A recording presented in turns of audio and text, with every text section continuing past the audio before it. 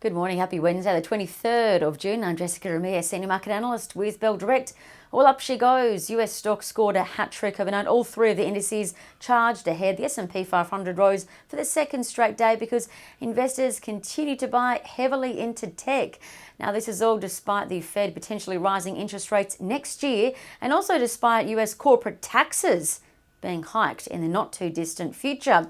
The Nasdaq was up the most though, up 0.8%, closing at its highest level on record, 14,253 points. The S&P 500 up 0.5%, but just missing out on closing at a brand new historical high. But the big drivers of markets, a couple standouts. Splunk, they're a cybersecurity company. Their shares rose 11% after Splunk received a $1 billion investment from a private equity firm to expand Splunk's business.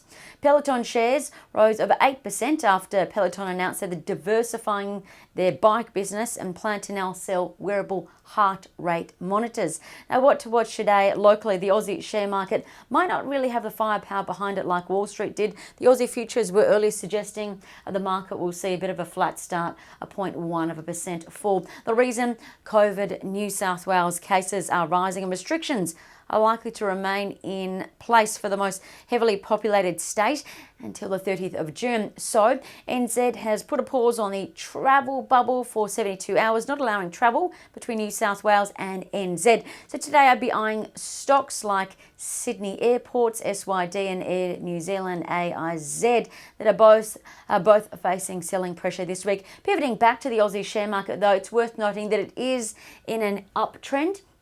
And this is likely to continue for now, but given we're approaching 30 June, markets are likely to plod along. And then, of course, in July, markets traditionally rise. So if that happens, we could potentially be chasing up towards another new all-time high. So keep an eye on that. Separately, on the commodity front, uranium stocks will be put in the limelight today. Why? Well, the Prime Minister Scott Morrison is, laying down the groundwork for a nuclear action election plan. So keep an eye on stocks in this class like Paladin, PDN, which is up about 90% this year, Boss Energy, which is up 60%, and Deep Yellow, DYL, which is up 50%. However, exercise caution here. PDN, for example, they've formed a technical downtrend. They've been growing quite strongly, as we mentioned, but on the 15th, they set a series of lower lows.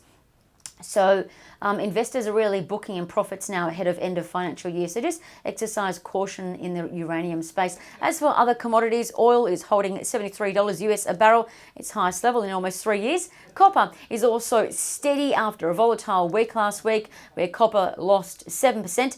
And the iron ore price, the fines price, which is the most traded, that's risen slightly by 0.3%. So given copper and iron ore pretty much settling investors' nerves, we saw the NZ-listed BHP and Rio both rise 1% overnight. So expect the ASX-listed BHP and Rio to perhaps rally today. Now, trading ideas that could be worth a look. Propel Funeral Partners, PFP, they're upgraded as a Bell Potter buy overnight with a new target, and that new target is $4.25. That implies about 13% share price growth in a year. Bell Potter also expects a 3% dividend yield. Keep that in mind, but just take a look at its chart.